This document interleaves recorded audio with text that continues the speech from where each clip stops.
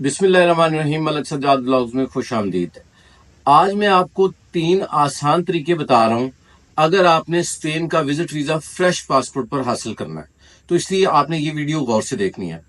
अगर आपका fresh passport है, आप पाकिस्तान से बाहर कभी नहीं गए और आप चाहते हैं कि आपका स्पेन का टूरिस्ट वीजा जो है वो ग्रांट हो जाए, तो आपने मेरी 3 बातों को जो है इनको पल्ले बांध लेना है। और ये जो बातें हैं ये आपको जिंदगी में काम आएंगी। आपने कभी भी अगर फ्रेश पासपोर्ट पर कोई टूरिस्ट वीजा लेना है, सबसे पहला काम आपने ये करना है। अगर आप फ्रेश पासपोर्ट पर यूरोप का वीजा लगवाना चाह रहे हैं या स्पेन का वीजा लगवाना चाह रहे हैं, तो कोई अच्छा कंसल्टेंट ढूंढें और उसके पास जाके बैठ के आप मशवरा करें अपनी फाइल के मुतालिक। ये सबसे पहला आपने काम करना है। उसकी वजह यह है कि हमारे यहाँ सबसे ज्यादा लोग जो है व्हाट्सएप पे मशवरे लेते हैं, फिर उसके बाद क्या करते हैं 5-5, 6-6 वीडियोस मुख्तलिफ यूट्यूबर्स की देखते हैं और फिर व्हाट्सएप पर हर किसी से इंफॉर्मेशन ले रहे होते हैं। मेरी रिक्वेस्ट ये है कि जितने भी आपको यूट्यूबर नजर आ रहे हैं उनमें से आप सिलेक्ट करें आपके करीबी कौन सा यूट्यूबर कंसल्टेंट अच्छा है।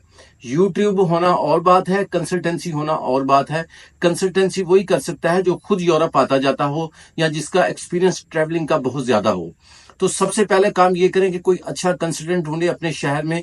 अगर आप समझते हैं कि आपने अपने शहर में नहीं चाहिए, आपको किसी दूसरे शहर में कोई कंसल्टेंट अच्छा लगता है, मिसाल के तौर पर आप इस्लामाबाद में हैं, कराची में हैं या कहीं पे और आप समझते हैं कि आपको हमसे कंसल्टेंसी लेनी चाहिए, तो रिक्वेस्ट ये है कि घर से निकलें, व्हाट्सएप को छोड़ें और सीधे ऑफिस आए और आके बैठ के 10 मिनट, 15 मिनट, आधा घंटा, घंटा लगा के अपनी फाइल डिस्कस करें।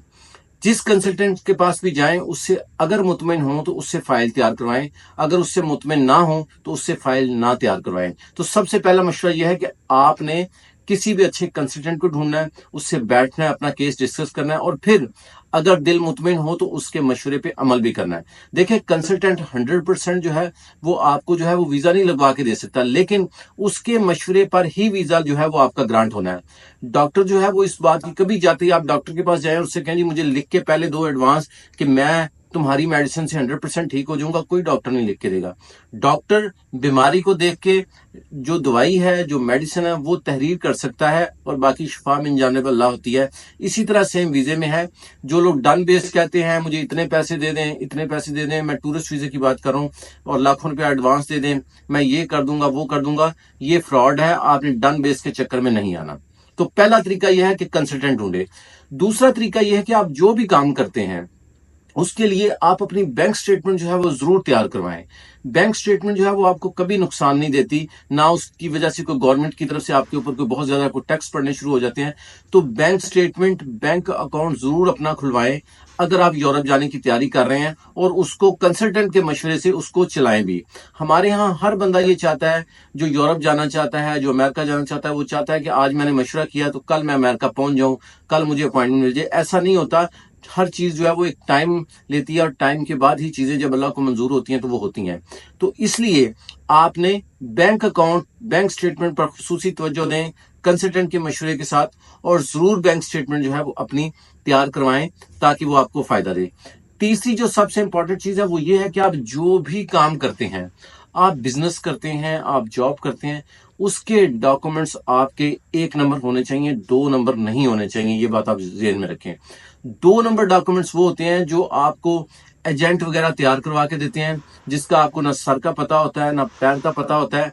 और आम तौर पर एजेंट्स ये करते हैं कि जो डॉक्यूमेंट्स हैं, जिसने लाखों रुपया लिया होता है अपने क्लाइंट से कि जी मैं हर काम मैं करके दूंगा, वो आपको आपका डॉक्यूमेंट्स कोई दिखाता ही नहीं है। वो करता क्या है कि जिस वक्त आप एम्बेसी के या जहां फाइल जमा होती है उस ऑफिस के आगे पहुंचते हैं तो वहां आके आपको बंदा फाइल दे देता है। उससे पहले ना वो आपको फाइल दिखाता है, ना आपका कवर लेटर दिखाता है, ना आपको फॉर्म दिखाता है।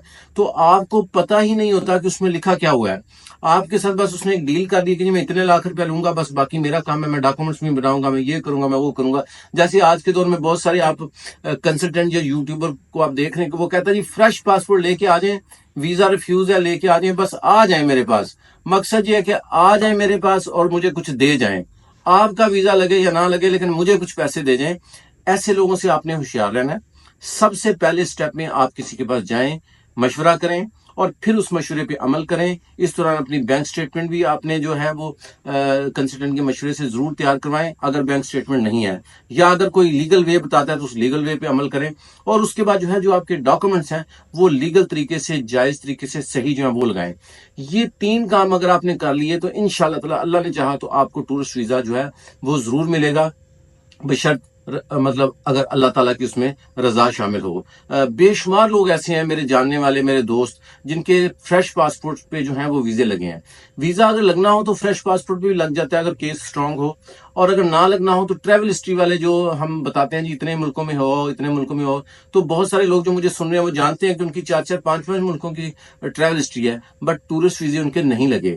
اور وہ لوگ جو فریش پاسپورٹ پہ تھے الحمدللہ ان کے بھی پچھلے 3-4 مہینے میں مختلف ملکوں کے یورپ کے ویزے لگے ہیں. تو ان 3 جو چیزیں ہیں, ان 3 باتوں پہ عمل کریں. گھر سے نکلیں, صرف اور صرف یہ کر دینا کہ واٹس ایپ کے اوپر اس کو پوچھ لیں اس کو پوچھ لیں, اس سے آپ کبھی کامیاب نہیں ہو سکتے. اس لیے گھر سے تکلیف کریں, باہر نکلیں, کسی سے ملیں, کیس ڈسکس کریں, اور پھر اللہ کا نام لے کے اپلائی کریں. ہم لوگ جو ہیں وہ USA, UK, کینیڈا اور شینجن جو اسپین, فرانس, باقی سارے کنٹری کی کنسلٹنسی کرتے ہیں. آپ کو کنسلٹنسی چاہیے ہو یا مجھ سے ملنا ہو, لینڈ لائن نمبر پہ کال کریں, اور لینڈ لائن نمبر پہ کال کرنے کے بعد ہمارے آفس سے تشریف لیں اور مجھ سے ملیں. انشاءاللہ تعالی میں پوری کوشش کروں گا کہ آپ کو جو بھی ایک بہتر مشورہ ہے وہ دوں.